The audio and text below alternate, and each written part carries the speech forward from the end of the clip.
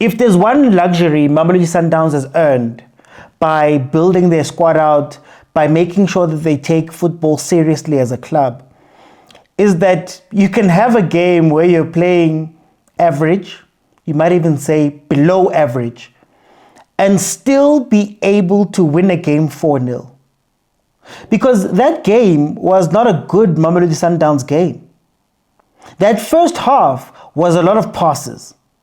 Passing all over the place, but not being penetrative and not being able to go and score and be dangerous. It reminded me a lot of Coach Rulani's Mamelodi Sundowns towards the end of the season, of that season, when they had all the possession, they were making the passes, but they couldn't find their way in, and they found themselves crossing the ball a lot. Aubrey Modiba was so busy in that first half on the left-hand side.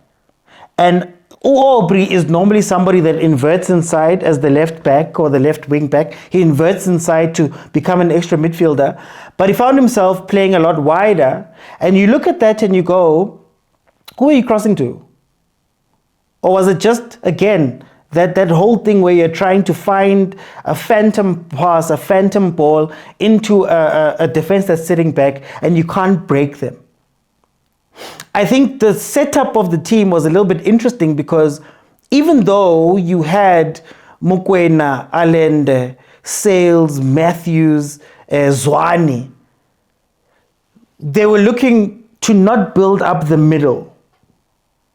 And I don't know if it's a ploy from Mamelodi Sundowns to be a team now that tries to knock on the door as much as possible, even if they're just moving around the edges up until something breaks. Or if they're really moving away from that transition-heavy Mamelodi Sundowns we saw from last season, where they didn't mind holding the ball to suck you in so that you could release Sabo Reynas on a counter, Reynas, Matthews. But that first half looked again like a Rulani game where a mistake was made. A corner comes in, somehow finds its way to the far post, her horrible defending, and Reynas is able to score. The second goal comes in, it's an on goal on a counter attack. And I'll speak about that because I think that little passage of play was the difference between a good and a great team. But Mamelodi Sundowns was able to not even get out of gear one and be able to go in 2-0, ahead 2-0 at halftime. Now, this is where my frustration starts, because the script of the league is so clear when a small team is playing versus the Pirates versus the Sundowns. For some reason, Richards Bay comes into that game, an MTN8 game, a knockout game, where you're not expected to do anything, really. You're not expected to go beat Mamelodi Sundowns. There's no 3 points on the line. And they decide that we're going to come in and be extremely defensive. So defensive, in fact, that they don't even have trigger points where they can counter. You know, be defensive, but know what you're going to do when you have the ball. Be direct. I always say, think about your Leicester Cities. Very defensive team, but the moment they won it, they knew what Mahrez and Vardy had to do. But in any case, they sit all the way back. Then they concede. They always concede. Whether it's by mistake, whether it's by a lucky goal, whether it's by a freak accident. They concede, they go 1-0 down. And usually 2-0 follows, but 2-0 happened in the critical phase towards the halftime. But they always go 1 or 2 goals down in the last minutes. So in the last 10 minutes of the half, for some reason they try and play. And when they try and play, they usually concede. Fine, 2-0. Halftime happens, they come out of halftime, and every single one of them will give you 10 to 15 minutes where they play a football that you wish they would have played from the beginning of the game. We saw Richards Bay now leave that shell and actually push up to Sundowns. Because whether you like it or not, Mamelodi Sundowns, Orlando Pirates are not perfect teams. They've got weaknesses. And if you could see what was happening when Richards Bay finally decided to push some players forward, finally decided to forward press a little bit, finally decided to play with a tempo and a transition, you saw them put Mamelodi Sundowns under a little bit of discomfort. But what happens is that our teams, our PSL teams are 4 or 5 things away from being actually good teams. So Richards Bay, 2 or 3 times, caught Mamelodi Sundowns on the counter. They were able to get their wingers up high. I think it was twice on the right-hand side and once on the left. They were able to get their wingers up high. But instead of playing that early ball in the space between the goalkeeper and the defense where you're looking far post, they fail to play that ball. They try to delete umuntu funa ukujiga, and by the time they cross, it's too late. Why do I mention this? Because we saw it earlier with this Kukune, where Bradley Grobler was making runs, far post runs, similar to what he used to do at Supersport, where he's waiting for that ball to be played right into that area. And nobody's playing that ball. We see it with Richards Bay 2 or 3 times. But you know what the difference between a good and a great team is? Mokwena is not even a winger. But he was able, when he got into that space, to look up and say, I'm going to put it right there. I'm going to put it in the space where even if a defender touches it, it goes through. If it goes through and gets to my player, it's a far post tap in by Reynas.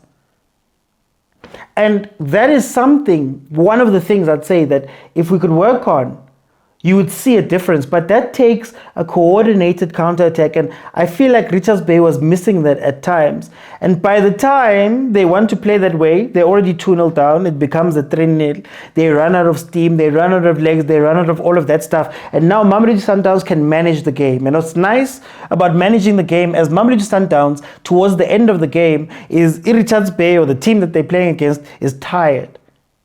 And now they can pick them off. I want to speak tactically a little bit because I'm not sure where Zwane fits in right now, because I think he's becoming an 8, or he's trying to become an 8. He's becoming a 6, which is very interesting. Maybe it's a way to make sure that you've got a space for Zwane when Ribeiro comes back. But I don't know if he has the legs to do that for an entire game. I think the midfield started doing those things where the defense has the ball, I drop back, I play the 1-2 back, I run up, another guy comes down, he plays the 1-2 backwards, which is something that Sundowns necessarily doesn't do.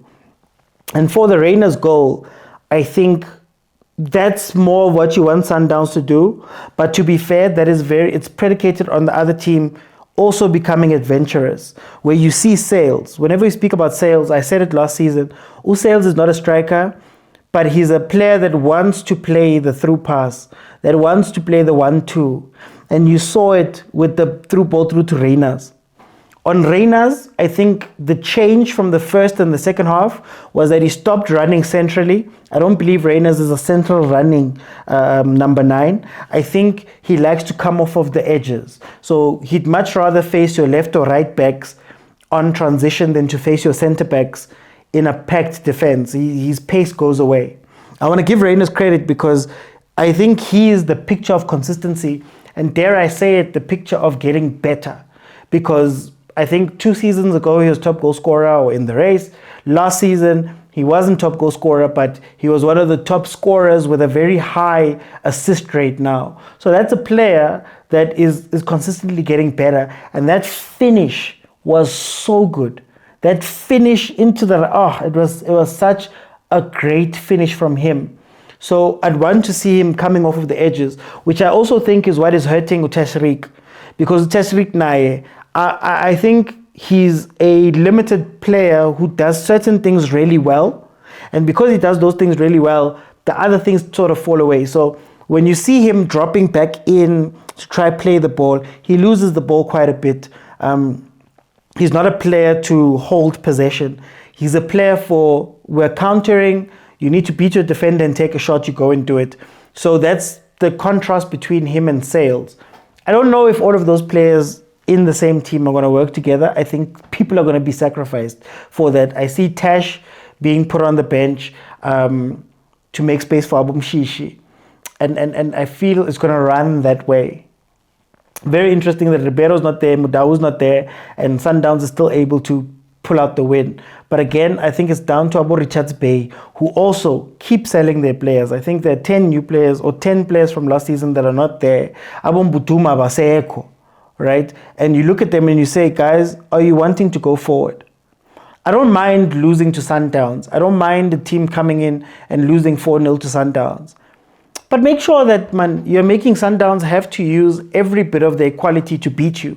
And it's not just a game that is a rollover, that is a game that we don't take seriously, that, you're just honoring the fixture. We cry and cry and cry for a team to get into the MTN 8, to the top 8. We make it such a big deal throughout the season. But then you watch those same teams come out and play now in the actual tournament, and they just take a day off. I'm looking at Polokwane City, I'm looking at Richards Bay. I was Kukune and Amazulu. What a game. Oh, I was at Stellenbosch. What a game. The 3-2. Oh, what a game. Like the way that they played, the way that they held each other. It was Stellenbosch, Amazulu. The way that they held each other was incredible. That is what you want to see more of. Make them work. Get your team on. And let's see what happens, guys. We're going to look forward to Mamelodi Sundowns versus Pirates, and then, of course, Stellenbosch Kukuna on the other side. I don't want to hear, I want this Mamelodi Sundowns versus Pirates game. I don't want to hear, we come from the Club World Cup. It was 2 weeks. We had a preseason. We weren't able to do anything. I don't want to hear, it's a new coach and we're bringing in Abombule, Nabotito. This is the game we've been wanting, and we're getting it very early this season. I want to see these teams go pound for pound, head to head versus each other. Not stupid, but those are the two best teams in the country. So we want to see the best football. Nothing like what we've seen here. And then, of course, Stellies, Skukune, Coach Barker, a second trophy would look great right now.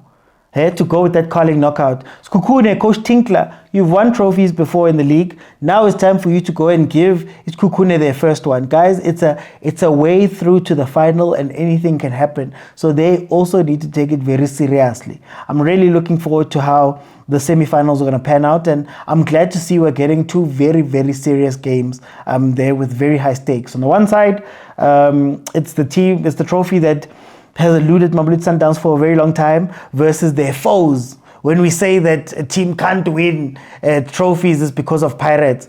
Pirates, on the other hand, Wadu has a lot to follow on with Uchoze. A lot to follow on. He needs to at least win this one, because this is the one that Pirates won last time, and it sets up the season very well. Losing to Sundowns here may do irreparable damage when it comes to the mentals. Stellenbosch, again, third best team in the country, trying to make a case for second. Let's see if they can bring their second trophy in the last 2 years and actually start having trophies in the cabinet. And then Skukune, Abu Mikel team, Abulinda Mtambo, all of the players that are there, Coach Eric Tinkler, Bradley Hrobler. It's a team that maybe under radar, a very experienced team that should be winning these things. So this is their chance to actually go and do it. I am so excited. I'll see you guys on the next one.